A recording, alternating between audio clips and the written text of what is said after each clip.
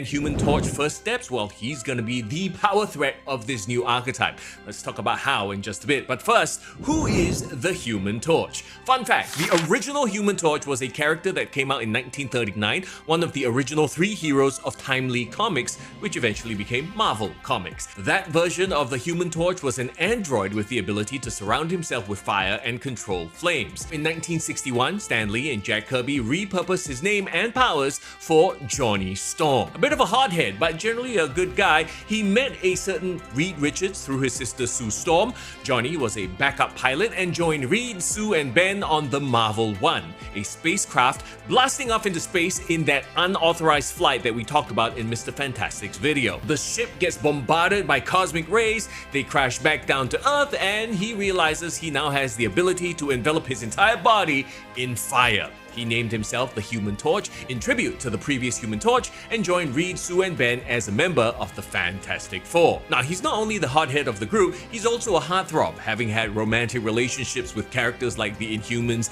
Crystal and Medusa, Nova, no, not that one, this one, a Skrull shapeshifter named Lyja, who was pretending to be Alicia Masters, the longtime girlfriend of The Thing. Yeah, dude's love life is pretty crazy. Apart from his Fantastic Four family, Johnny Storm is also super close to Spider-Man, which is why Spider-Man actually replaced Human Torch for a while when Torch was thought to be dead. In Marvel Snap, Human Torch First Steps is a 3/2 with the ability End of Turn +1 power. Once per game, if your side here is full, double this card's power instead. Right off the bat, Johnny synergizes with 2 shells, this new End of Turn shell, as well as the Surfer archetype, because hey look, Human Torch First Steps is a 3 cost. By the way, I've been playing a combination of End of Turn and Surfer this season. It's pretty fun. Let me show you the deck in a bit. So okay, Fantastica's gonna buff him when activated, Mr. Fantastic could buff him while he's in your hand, and Invisible Woman can give him an extra buff before he doubles in power. Now, why do I like this with Surfer? Because Surfer decks usually pack a lot of cards that buff, like Forge or Galacta, and of course Surfer himself buffs Human Torch First Steps. Also, Surfer decks pack Brood, who you can play to fill up Torch's lane on the final turn to get his doubling ability to proc instead of the +1.